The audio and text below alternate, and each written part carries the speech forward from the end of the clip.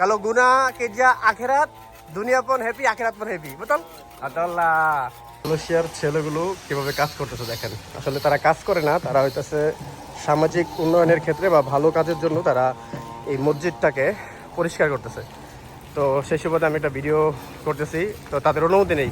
পাং বলে বলে বলে ওকে ওকে ওকে, এই যে, তো আমি তো অনুমতি নিচ্ছি।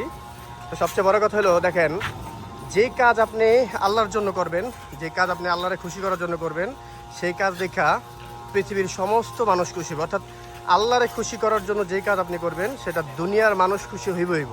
অর্থাৎ ভালো কাজের জন্য এরকম অনেক কিছু আর কি।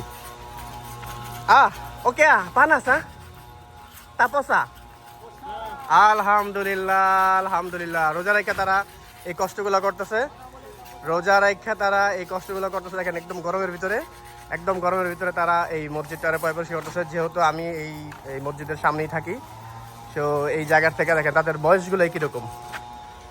না কালো না বিশে বিশের সুরাও হ্যাপি কেন, কালো গুনা kerja akhirat, dunia pun happy, akhirat pun happy, betul?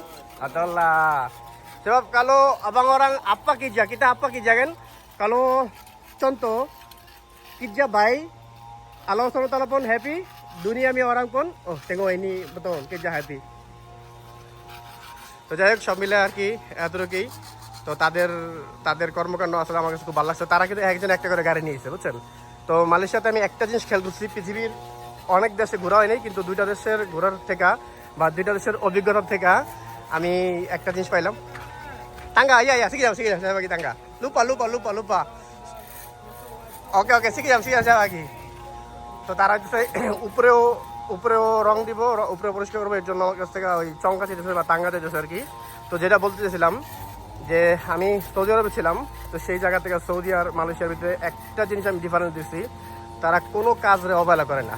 আজকে যে একটু পরিবেশ করতেছে আসলে এটা না, তারা ছোট বড় যে কোনো কাজ করে এবং তাদের কাছে এমন কিছু নাই যে কে বড় লোক কে গরিব, বা আমাদের সাথে কোনো সময় খুব বেশি খারাপ ব্যবহার করে না বিশেষ করে। তো এই জায়গা থেকে আমি বলতে পারি যে আসলে মালয়েশিয়ার লোকগুলো অনেক ভালো। এক কথায় আমি আমার অভিজ্ঞতা থেকে বলতে পারি যে মালয়েশিয়ার লোকগুলো অনেক ভালো।